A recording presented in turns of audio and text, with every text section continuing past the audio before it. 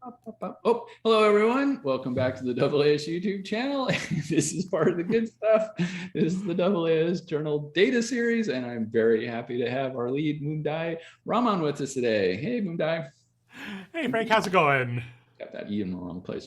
I'm doing well today on this 10 days before Halloween kind of stuff. So I expect I'm going to have a few more kids this year than I did. I was about to say, have you stocked up on candy yet? I just did. A package arrived, and I took out what I usually do. But should be a little better than last year. Last year we got 0 basically, and so this year maybe we'll be a little more populated with kids. So yeah, I'm getting ready for Halloween. That's exciting. This is our first year that we're actually on the ground floor, so we will actually probably get trick-or-treaters for the first time. I suppose if you're on the 40th floor of a skybox, you're not going to get too many. Exactly. Not so many people want to go try to enter in a condo. Yeah, for example. Yeah, I did that. Let's see. That's a pretty awesome picture of a telescope you got over there. What is that? Yeah, so that is actually, it's a print of the patent for a Lohmann telescope back in 1906. Ooh, so a friend actually got it for me as a gift. And so it's just absolutely beautiful. And I just loved it and was happy it's got that old style draftsmanship. And so I guess avid amateur telescope, I'm guessing. That's right, yes. And I think an equatorial mount there. It's, you can figure out where the North Pole is, and yeah, very cool. And so what amateurs and of course professionals at the time, they would take data with those things. That's right. Well, sometimes that data was I'm going to draw a picture of a spiral galaxy, a la Lord Rossley or something along those lines. But in general, people took data, whether that was photography or as people start putting detectors on the back end, photomultiplier tubes through today's CCDs, and so this collected data. And what do people do with those data? What do they do with that data? How do they store that data? Yeah. How did they share that data? What discoveries were in that data that you don't know about because nobody else could get them. Yeah, and so I think that's what we're going to talk about today is a little bit different telescopes than that one, of course, these days. But people take data on it, and sometimes these data sets are very large, and there's hidden things to be discovered in there. And of course, we're coming up on an era with Vera Rubin coming up, the Rubin Observatory, SKA, and other things that are truly going to be astronomical data sets, pun intended. Entirely. In more ways than one. In more ways than one. And so the question is, well, how does, and these are public data sets these days.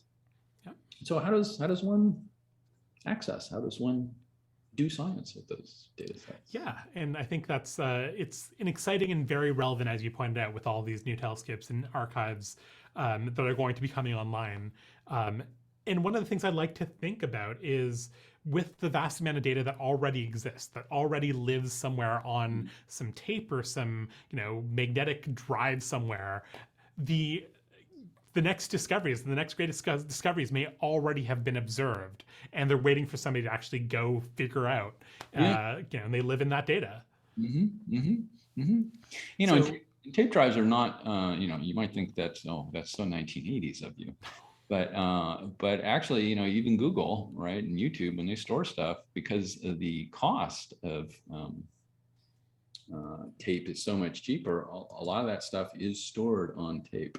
Yeah, if you want to back up 20 petabytes, you're not doing that on hard drives or DVDs or anything like that. Exactly, that's right.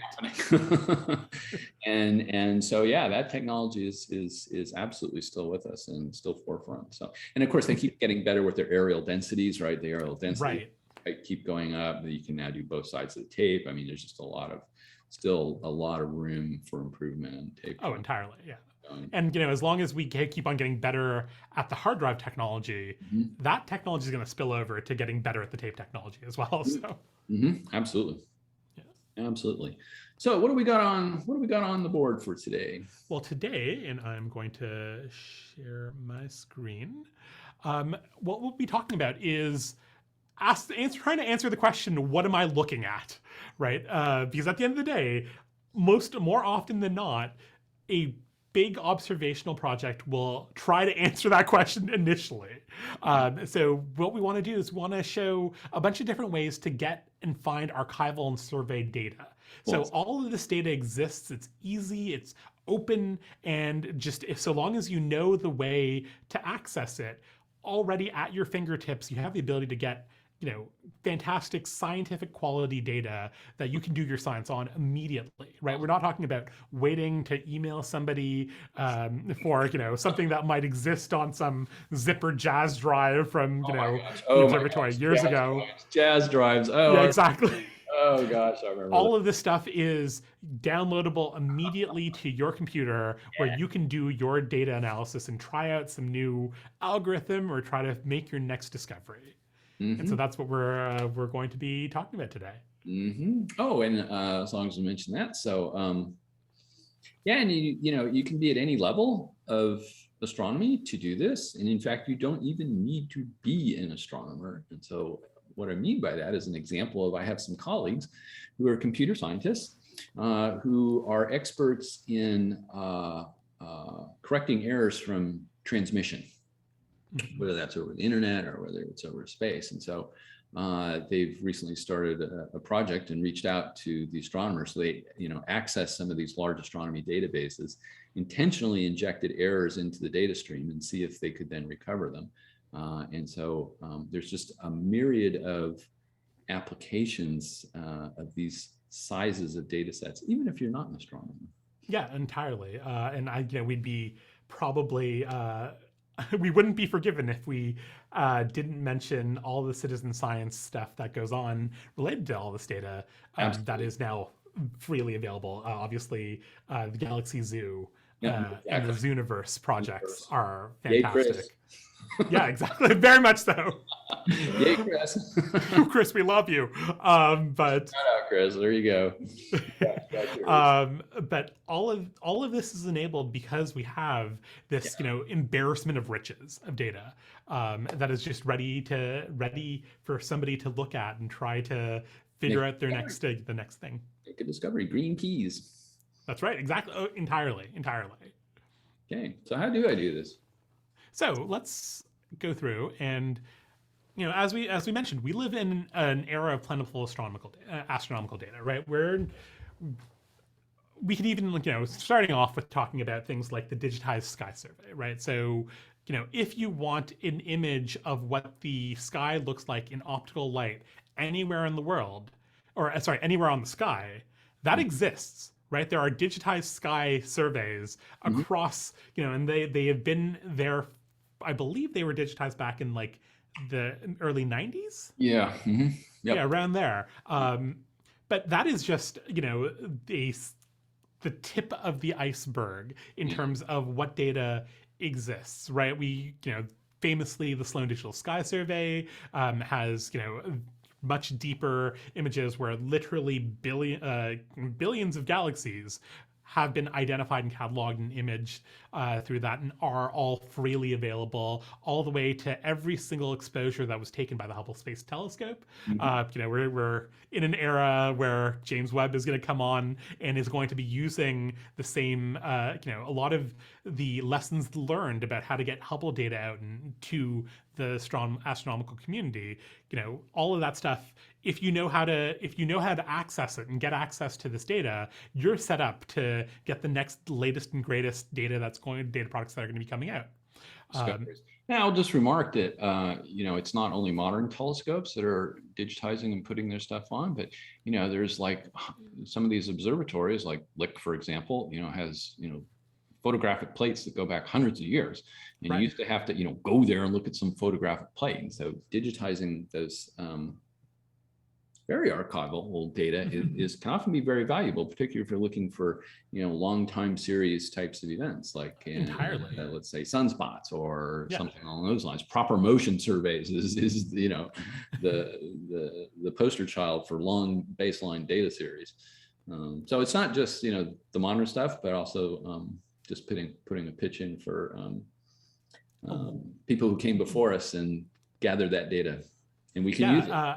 Actually, this reminds me of the story that I learned about how archival spectroscopic data from back in the Lick Observatory times and somewhat before that is actually some of the best indicators that climate scientists have of the composition of the atmosphere at those times, right? So it's even beyond astronomy that a lot of this data has become super useful to us. Cool. And so it's exciting, and the fact that all of us have a fantastic data processing machine usually on our desk to be able to do something with it. That's what makes this an exciting era to play around with.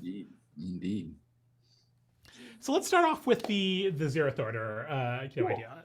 At the moment, let's say that you have an area where you're involved in looking at potential tidal disruption events, or you are looking for you've seen an FRB or potentially gravitational wave source or something like that, and you want to figure out that it happens somewhere on the sky, and you want to figure out just very quickly what's there, like what am I actually looking at that is there. And so at that first cursory level, one of the things that I would love to make a plug for is the AAS Worldwide Telescope. Right, this is a fantastic tool that has a lot of developments gone into it, where you can just open it up on your web browser. There is a modern web form that you can go to and just scroll over to that area on the sky and see what actually is there. You can see what the sky looks like in multiple wavelengths, right? That is just a nice, simple way to get the party started. Absolutely. So for instance, you want to, it's really simple to then see, for instance, where the sun is with respect to that. Or let's say that you want to prepare observations for this. Obviously, there's more detailed work that you'll have to do next. But just as zeroth order to see, is that possible? Or is there a big H alpha, H2 region right in front of that source that's going to block everything out? This is the kind of stuff that you can tell very simply with, one of these scientific planetarium pieces of software that exist, and the AAS Worldwide Telescope is fantastic for that. It's wonderful for that. Very cool. One of the things I will note also about the AAS Worldwide Telescope is they have made what's known as the API, or the Application Programming Interface, available for it. So you can actually program it up in a Jupyter notebook, and there are tutorial files online for, let's say that you wanted to, see 7 different objects, or you have a stream of, 50 different galaxies you want to take a look at, and you just want to quickly see them and have a Jupyter notebook that you can quickly scan around in. This is, you can do that within the AAS Worldwide Telescope system. Awesome. Very good. Very good. And on the AAS YouTube channel, we actually put a link to the left to the AAS Worldwide Telescope. Yep. Yeah, definitely check it out. The nice thing about at this level, at the sort of scientific caliber planetarium style software, is that the learning curve is basically zero. If you can click and drag, if you've ever used Google Maps, you will know how to use this thing, and there is a benefit to being able to start there. Definitely. Something that I would be remiss not to point out is the legacysurvey.org is another place. So for instance, this is all of the imaging data that was taken in advance of the spectroscopy for DESI, which was a cosmological spectroscopic experiment and instrument.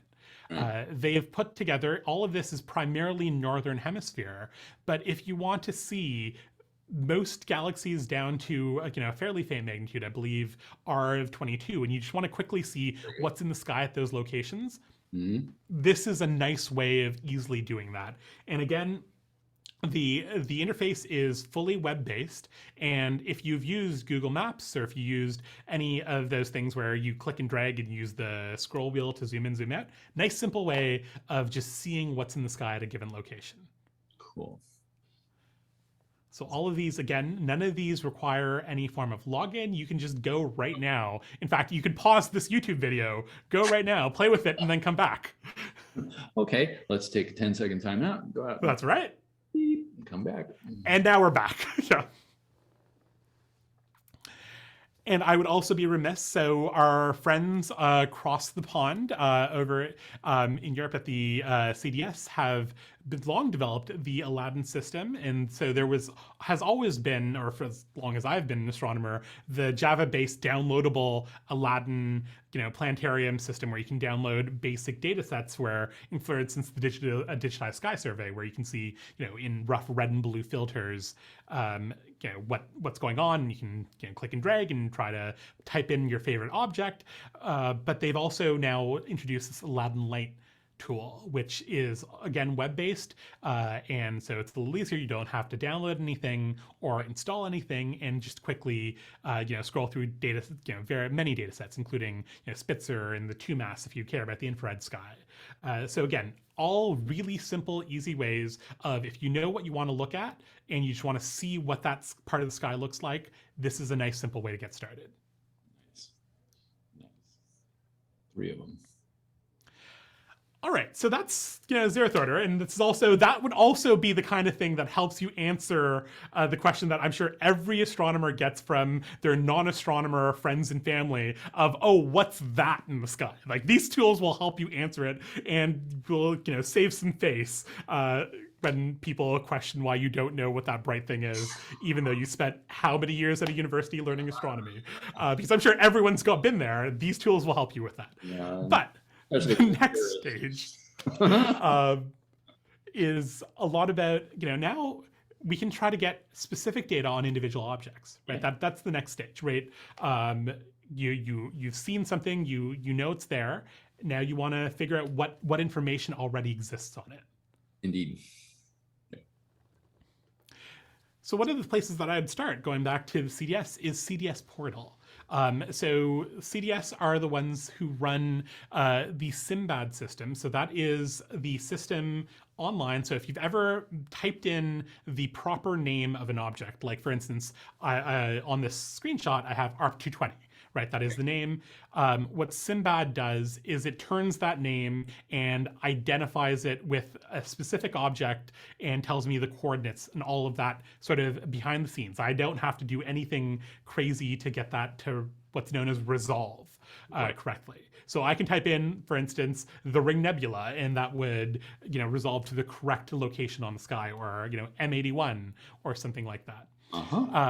But CDS Portal uses that and then dumps out basically every image that it has access to, and tells you, hey, I have got coverage of this region. So for instance, for ARP220, you can see that it has Akari coverage, right? That is an infrared experiment, a far infrared experiment back from, I believe, the mid to late 2000s. Yeah. And you can just grab that data and do your infrared analysis directly from there. You can see all of the different papers that have ever been published that cite that particular object, all of these kinds of things.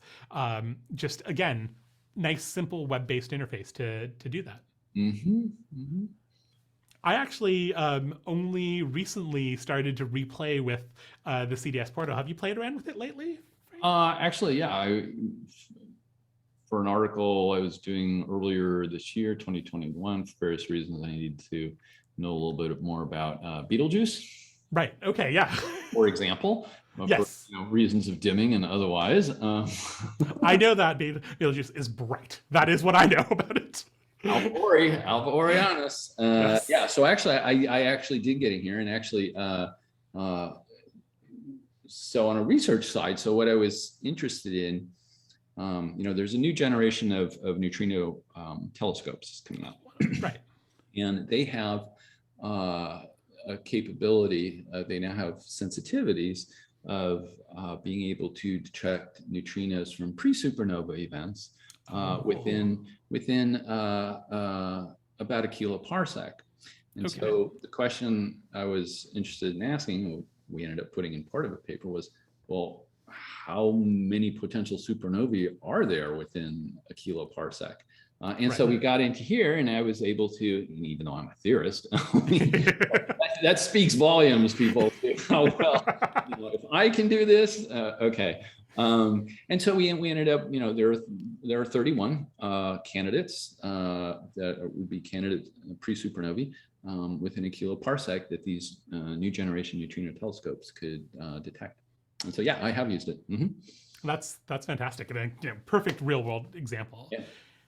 And one of the things I will also just note about that is the reason that this is is super useful, especially for research like that, is that all of the values in this, for instance, on this screenshot, you can see the magnitudes and the morphological type of this particular object and the redshift.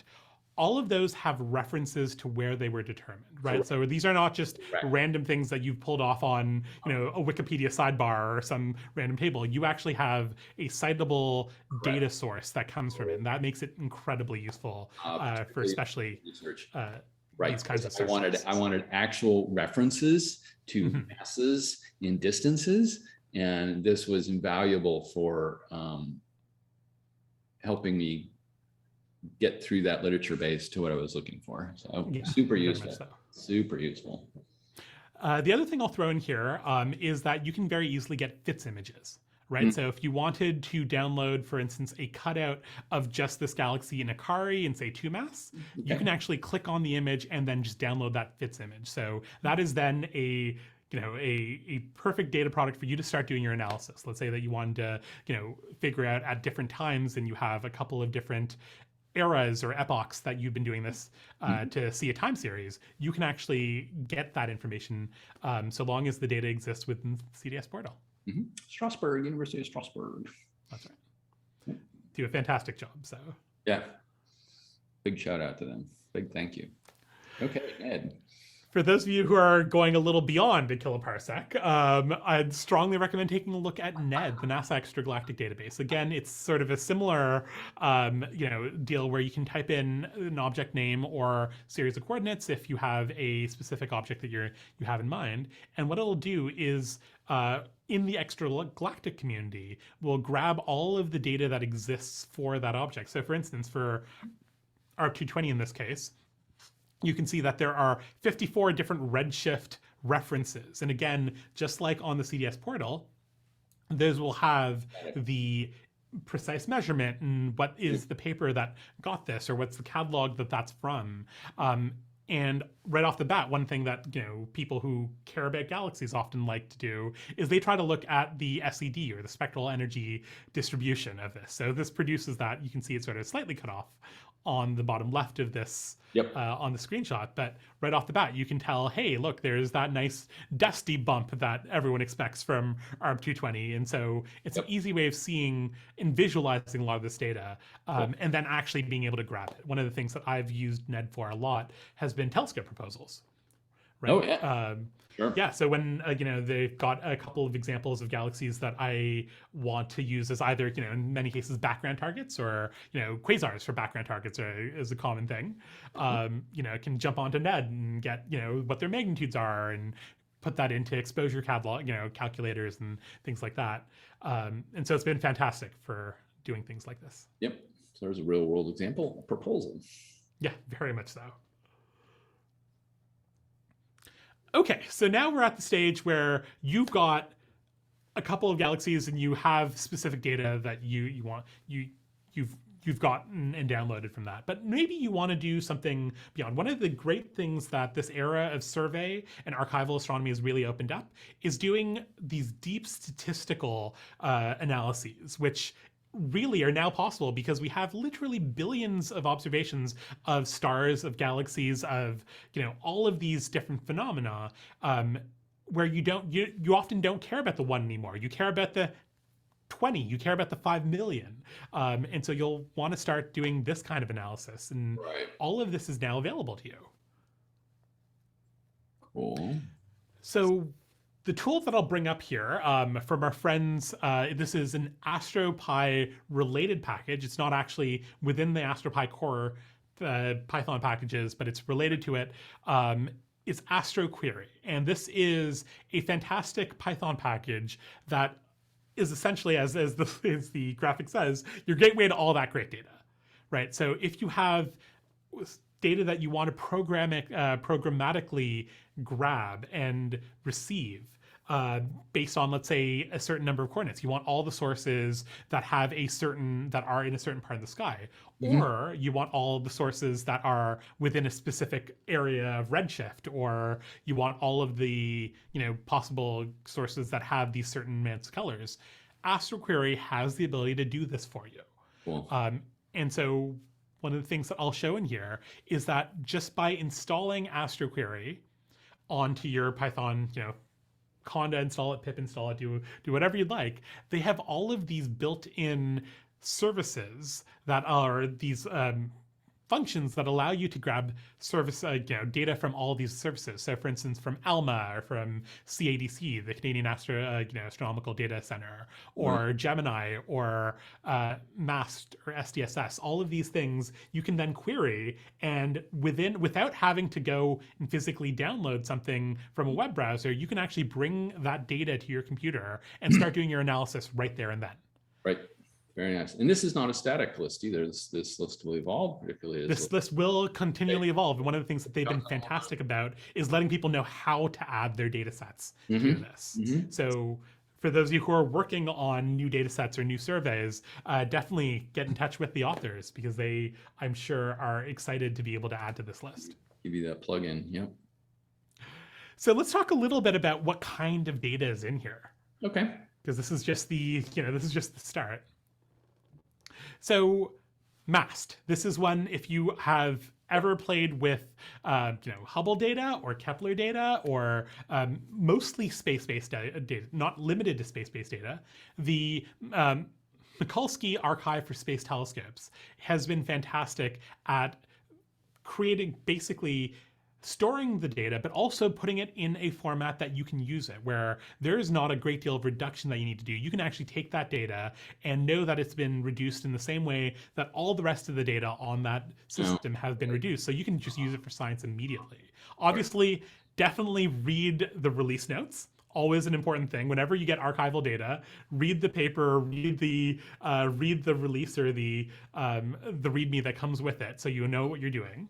Yes. But for the most part, gone are the days where you need to worry about trying to figure out what flats or what dark images or what calibration source you need to use. They have done this for you, and the beauty of it is they have access to a much larger data set and will do this accurately so that you don't have to think about it.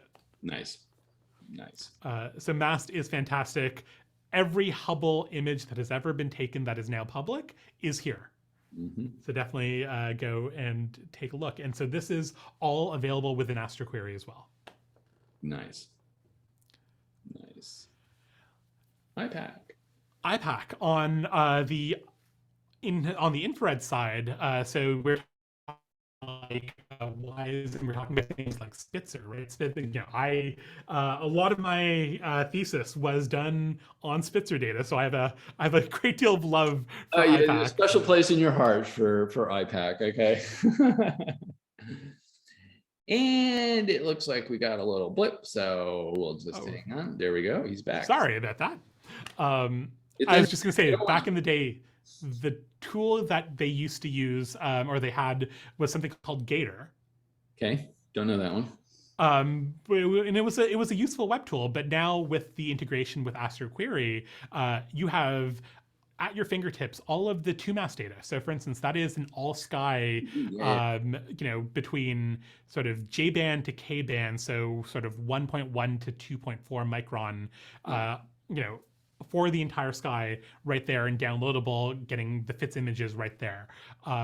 Spitzer, same thing, with, for instance, the Glimpse survey is a great one for anyone who deals with the galactic plane. Okay. As well as the WISE survey.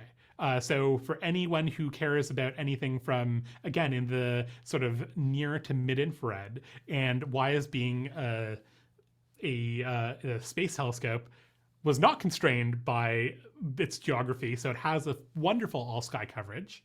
Cool. As well as it's been up there was up there for a long time. So many epochs of observation. So a lot of analysis that is actively going on for figuring out, for instance, near Earth asteroids or Kuiper belt objects or things like that happens in WISE. But you can get all this data directly to your computer using Astroquery. So worth a look. Cool. Still have a special place in your heart? It does. It does. I mean, there's something I gotta say. The Glimpse, specifically the Spitzer 8 micron channel. So Yes. 8 microns, for those who are not familiar, is the channel that has basically all the emission from the PAHs, so the polyaromatic hydrocarbons. Yes. So it just glows. And so you can see all of these incredibly beautiful gas structures that are just absolutely mesmerizing.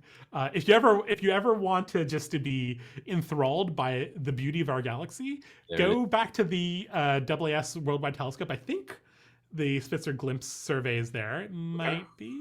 If not, it's also available on the ALADIN Lite.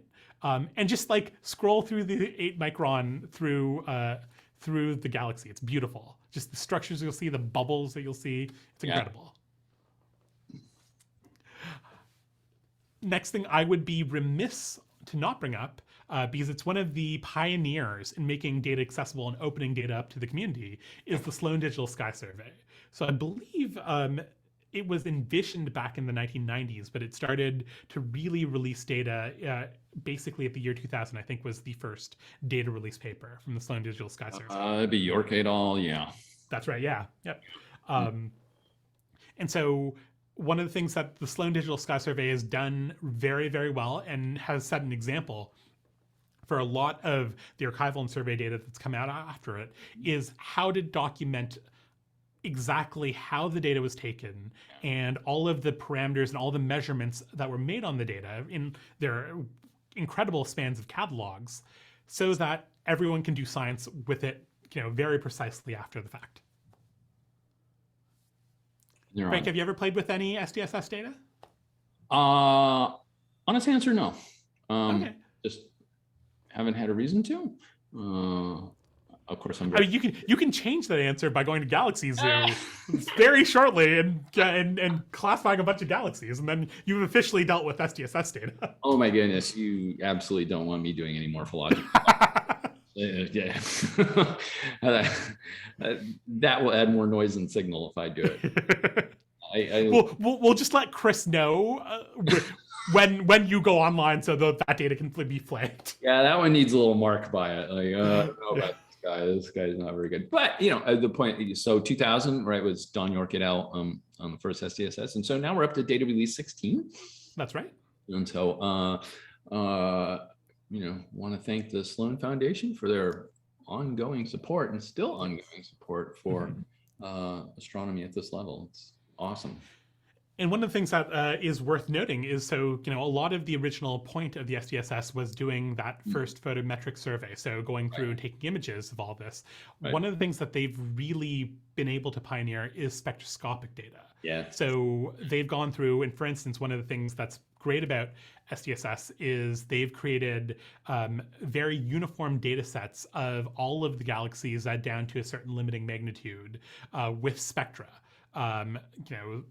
Within, in the northern hemisphere. So if you want to do, for instance, a lot of galaxy density studies or dark matter density studies, or understanding structure formation in the local universe, this is that's what a lot of this was meant for. Yeah. And so it's great to do that. But then they've expanded. So much of the later stuff that they're doing has really helped us get a lot of spectroscopic data of, the chemistry of stars in our Milky Way, all the way to, integral field unit data. So spectra of individual pixels in many galaxies through their MANGA survey. So all of this data is free and accessible, and there's so much, incredible discovery potential that comes from it. So I can't stress how much you can do if you just start to play around with SDSS data. Yep. So this one is not, unfortunately, easily accessible in the Astroquery system, but for those of you who are cosmologists or like doing things cosmology adjacent or anything related to the CMB, I would strongly recommend taking a look at LAMBDA. So this is the archive for microwave background data. So all of the WMAP data lives here. All of the COBE data lives here. I believe various parts of the Planck data do also live here and are all easily processed, and they have a fantastic system of documentation so that you can download, for instance, the entire sky as it looks like in, say 90 megahertz, or sorry, 90 gigahertz, or, a couple hundred megahertz from Planck, and be able to actually do your own processing and not only figure out what the cosmic microwave background looks like, but everything in front of the cosmic microwave background as well. Or as cosmologists like to call it, foregrounds. Yes. It's always been fun that cosmologists like to call everything all of the rest of astronomy foregrounds, but get rid of it. But what they get rid of, the rest of us can use, and is often quite fantastic. And there's a lot of discoveries that can be made that way and have been made that way. Yes. Yes. Awesome. Cover on the whole wavelength range here. That's right. And that is literally just the tip of the iceberg. It really is. There's so much data that lives out there. I wanted to do sort of a fair sort of representation of some of the easiest stuff for you to get your hands on. But the idea here is that if you have a question that you want to answer, or if you have a part of the sky that you want to figure out what data lives there, or what is there, what has a telescope ever seen in that location of the sky, in just a few lines in a Jupyter notebook, you can now do that and get that data to your computer so you can start analyzing it.